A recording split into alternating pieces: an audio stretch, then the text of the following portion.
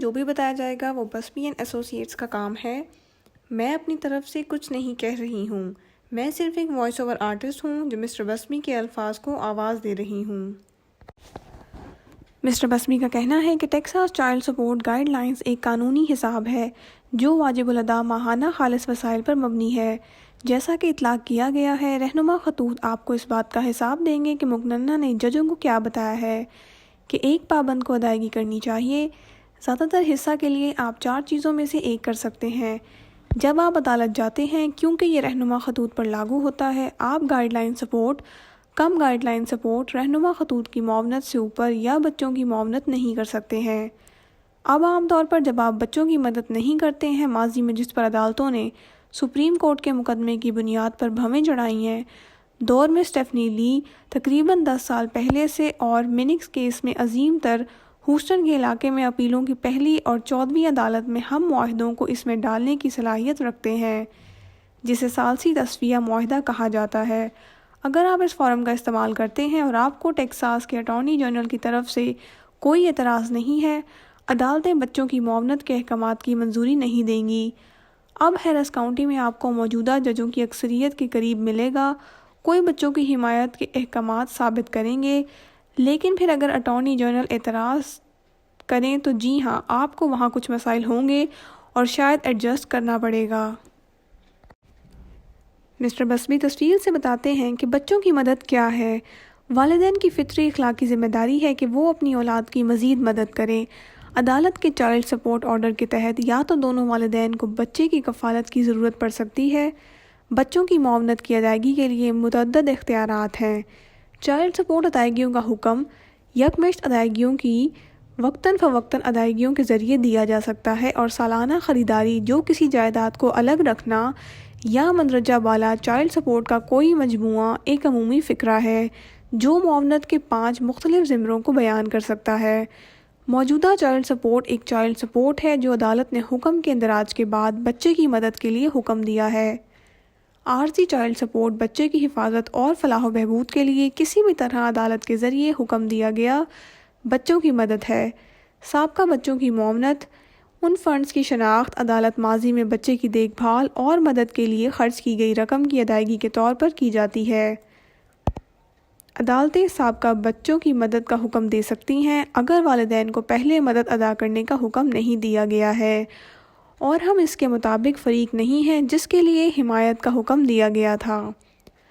طبی بچوں کی معاونت یہ طبی اخراجات کی ادائیگیوں کے لیے چائلڈ سپورٹ ہے جس کا حکم کسی بھی کارروائی میں دیا جا سکتا ہے جس میں بچوں کی معاونت کی وقتاً فوقتاً ادائیگی کا حکم دیا جاتا ہے۔ والدین کے بچے کے تعلقات کو متاثر کرنے والا کوئی اور مقدمہ جس میں عدالت بچے کی طبی معاونت کا تعین کرتی ہے، اسے قائم کرنا، ترمیم کرنا یا واضح کرنا ضروری ہے۔ بچوں کے دانتوں کی معاونت یہ دانتوں کے اخراجات کی ادائیگیوں کے لیے بچوں کی معاونت ہے جو والدین کے بچے کے تعلقات کو متاثر کرنے والے مقدمے میں منگوائی جا سکتی ہے۔ مسٹر بسمی کا کہنا ہے کہ آپ بچوں کی مدد کے لیے اپنے خالص وسائل کا تعین کیسے کرتے ہیں۔ ٹیکساس فیملی کورٹ کے ذریعے ہمیں جو تعریف دی گئی ہے وہ آپ کے ماہانہ وسائل کو دیکھتی ہے، اور یہ تعریف تمام اجرتوں اور تنخواہوں کا 100% ہے۔ ذاتی خدمات کے لیے آمدنی اور دیگر معاوضے میں کمیشن، اوور ٹائم تنخواہ، تجاویز اور بونس، سود کے منافع اور رائلٹی آمدنی، خود روزگار آمدنی، خالص کرائے کی آمدنی شامل ہیں۔ آپریٹنگ اخراجات اور رہن کی ادائیگیوں کی کٹوتی کے بعد کرائے کے طور پر تعریف کی گئی ہے، لیکن اس کی قدر میں کمی کے بعد سے غیر نقد اشیاء اور دیگر تمام آمدنی شامل نہیں ہے، جس میں اصل میں استقامت، ادائیگی کے فوائد، پینشن، ٹرسٹ کی آمدنی، سالانہ سرمایہ کے فوائد، سماجی تحفظ کے فوائد شامل ہیں۔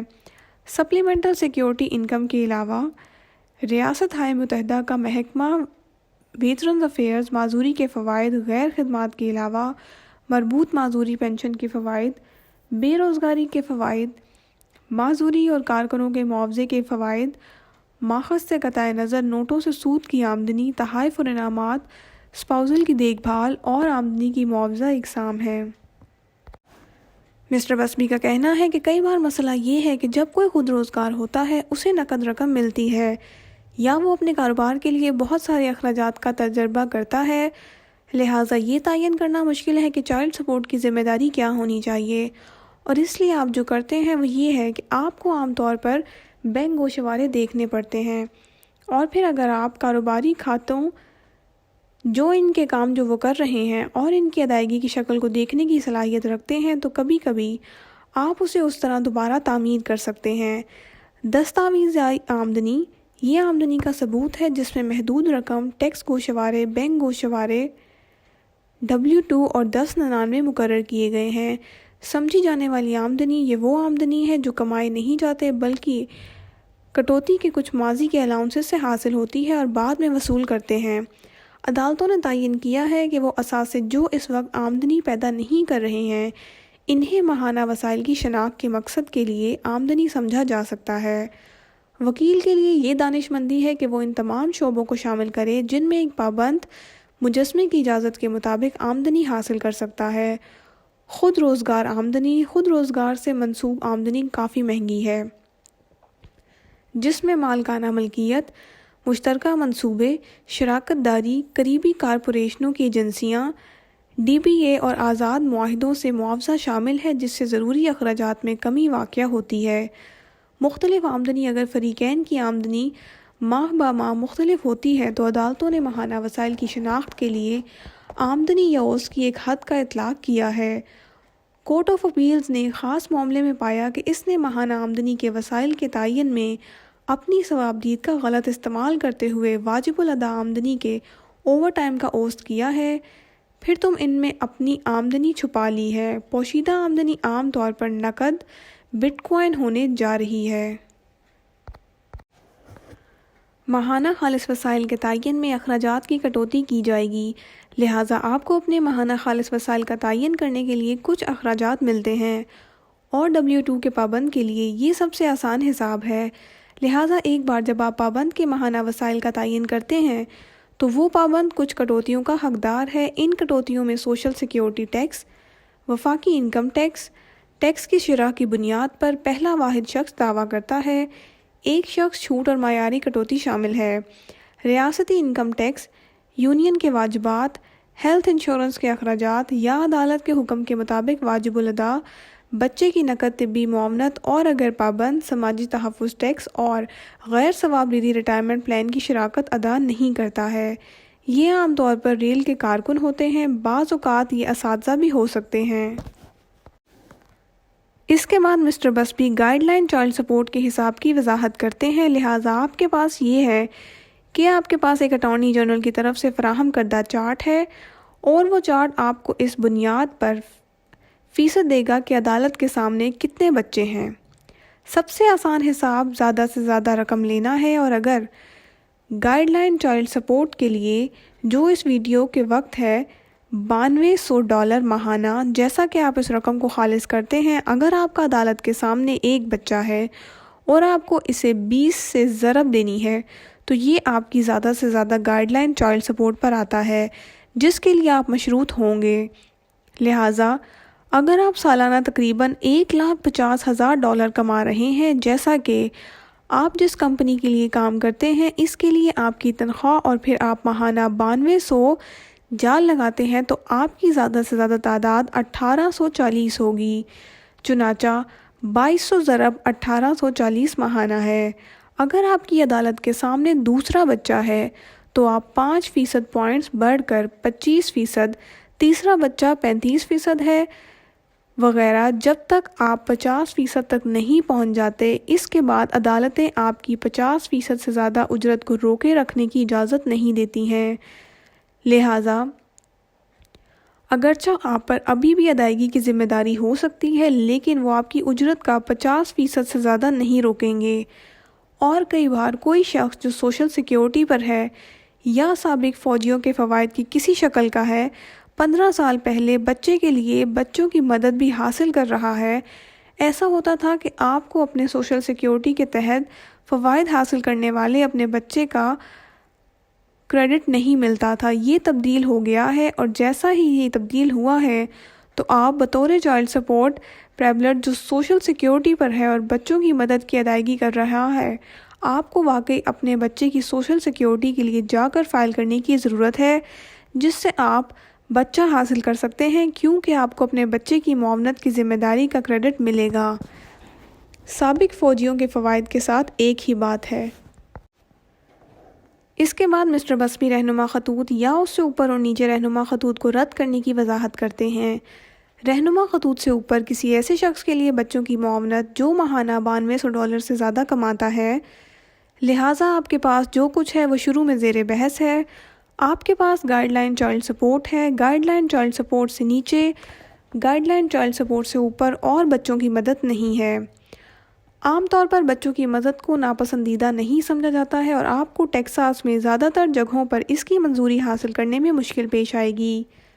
ہیرس کاؤنٹی میں ایک پریکٹیشنر کی حیثیت سے میں آپ کو بتا سکتا ہوں کہ تقریباً نصف عدالتیں اس کی منظوری دیں گی، کیونکہ وہ ایسی رکاوٹ پیدا نہیں کرنا چاہتی جہاں آپ کو ثالثی میں جانا پڑے۔ ایک بار جب آپ ثالثی پر جاتے ہیں تو انہیں اٹارنی جنرل کے اعتراض کے تحت اسے منظور کرنا پڑتا ہے، اور اٹارنی جنرل عام طور پر اس طرح اعتراض نہیں کرتے جیسا کہ انہوں نے کبھی کیا تھا۔ وہ عام طور ان کی منظوری کی اجازت دیتے ہیں۔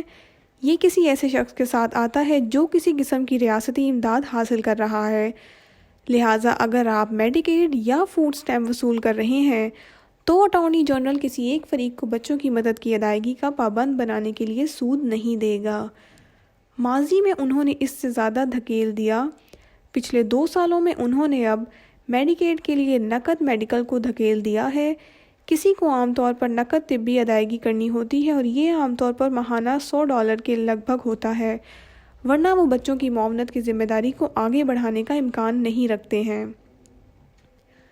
لہٰذا معاہدے کے ذریعے آپ ماہانہ $300 پر اتفاق کر سکتے ہیں اور عام طور پر زیادہ تر عدالتوں کی طرف سے اس کی منظوری دی جائے گی۔ لہٰذا آپ کے پاس کم از کم اجرت کا تصور ہے۔ ایک پابند کے بارے میں خیال کیا جاتا ہے کہ وہ کم از کم وفاقی کم از کم اجرت بنانے کے قابل ہے، جو تقریباً $230 ماہانہ تک آتی ہے۔ اگر اٹارنی جنرل کی طرف سے جاری کردہ گائیڈ لائن چارٹ کی بنیاد پر ہر سال اس میں تھوڑا سا اتار چڑھاؤ ہوتا ہے۔ مسٹر بسمی کا کہنا ہے کہ آپ گائیڈ لائن چائلڈ سپورٹ سے اوپر یا نیچے کیسے حاصل کرتے ہیں، آپ کو اس کے لیے التجا کرنا ہے۔ کچھ عوامل ہیں جن پر آپ نظر ڈالتے ہیں۔ بچے کی ضروریات بہت بحث کا موضوع ہیں۔ جب خالص ماہانہ وسائل کے بارے میں نقطہ نظر ماہانہ $9200 کی حد سے تجاوز کرتا ہے، جب پابند افراد کے وسائل حد سے تجاوز کرتے ہیں تو یہ عدالت کی ثوابدید دیتا ہے کہ وہ متوقع رقم کی اضافی رقم کی معاونت کا حکم دے۔ عدالت کے لیے اس کام کی گنتی کے لیے متعدد اقدامات ضروری ہیں۔ عدالت کو پہلے بچے کی ثابت شدہ ضروریات کا تعین کرنا ہوگا۔ ایک بار جب بچے کی ثابت شدہ ضروریات کا پتہ چل جائے تو عدالت اس کے بعد بچے کی ثابت شدہ ضروریات سے متوقع رقم کو تفریق کرنا چاہے اور آخر میں باقی دونوں رقموں کے درمیان پرورش مختص کرنی چاہیے۔ کسی بھی صورت میں عدالت کو بچے کی ثابت شدہ ضروریات کا 100% سے زیادہ ادا کرنے کی پابند کی ضرورت نہیں ہو سکتی ہے۔ تاہم اگر واجب الادا افراد کے ماہانہ خالص وسائل حد سے کم ہیں تو عدالت کو بچے کی ثابت شدہ ضروریات کا پتہ لگانے کی ضرورت نہیں ہے۔ بچے کی ضروریات عدالت کے لیے بچوں کی معاونت کا تعین کرتے وقت غور کرنے کا ایک عنصر ہے، لیکن 9200 کم ماہانہ خالص وسائل کے ساتھ پروبیٹیو یا نتیجہ خیز اور پابند نہیں ہے۔ بچے کی مدد کی ایک رقم ادا کرنے کی ضرورت ہو سکتی ہے جو بچے کی ثابت شدہ ضروریات سے زیادہ ہے۔ تاہم ایک پابند جس کے ماہانہ خالص وسائل 9200 سے زیادہ ہیں، لہٰذا کئی بار آپ کے پاس اعلیٰ آمدنی والا خاندان ہوگا اور آپ کے پاس نجی اسکول میں ٹیوٹرز کے ساتھ ایک بچہ ہوگا اور اس کی وجہ سے معاونت کی رقم تعلیمی ادائیگیوں کا احاطہ کرنے کے لیے کافی نہیں ہو سکتی ہے۔ اس کے ساتھ ساتھ ٹیوٹرنگ یا موسیقی کے اسباق بھی جو چل سکتے ہیں، لہٰذا اگر آپ کے پاس وہ دستاویزی ہے تو یہ بچے کی ثابت شدہ ضروریات ہوں گی۔ اگر آپ عام طور پر پابند کے ساتھ مزید مانگ سکتے ہیں جو 9200 سے کم ہے۔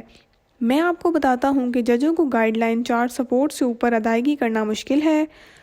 عام طور پر اگر آپ کو معذوری ہے یا آپ کو ایک والدین کی ملاقات کی کمی ہے تو آپ کو مزید مل سکتا ہے، لہٰذا لازمی والدین، بنیادی والدین جو ہفتے کے دوران بچے کی دیکھ بھال کرتے ہیں، اور پابند والدین بچے کے ساتھ کوئی وقت نہیں گزارتے ہیں تو یہ گائیڈ لائن چائلڈ سپورٹ سے اوپر حاصل کرنے کا میرا سب سے آسان راستہ ہے۔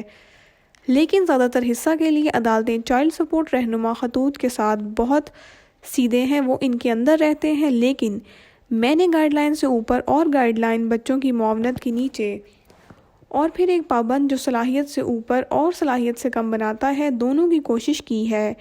میں نے کئی بار ان معاملات کی کوشش کی ہے۔ میں آپ کو اپنے تجربے کی بنیاد پر بتا سکتا ہوں کہ اگر آپ ٹوپی سے اوپر ہیں اور اگر آپ ٹوپی سے نیچے ہیں تو آپ کا بہترین معاملہ پوزیشن تک رسائی کی کمی ہے،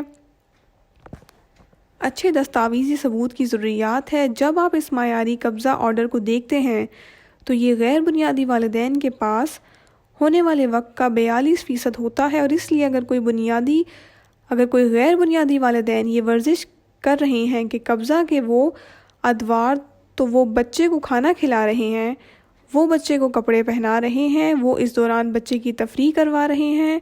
اگر آپ اسے توسیع شدہ قبضہ آرڈر تک بڑھاتے ہیں جو جمعرات کو ہوتا ہے جب اسکول باہر نکلتا ہے اور پھر صاف ہوتا ہے، اور پھر ہفتے کے آخر میں جمعے کو اسکول پیر کو دوبارہ شروع ہوتا ہے، یہ تقریباً 47% وقت ہے جب بچہ غیر پرائمری کے ساتھ ہوتا ہے، تاکہ جو والدین توسیع شدہ قبضہ آرڈر کا استعمال کرتے ہیں وہ ضروری طور پر بچے کو کھانا کھلا کر بچے کی تفریح کر کے بچے پر کافی رقم خرچ کرنے والے ہوں گے۔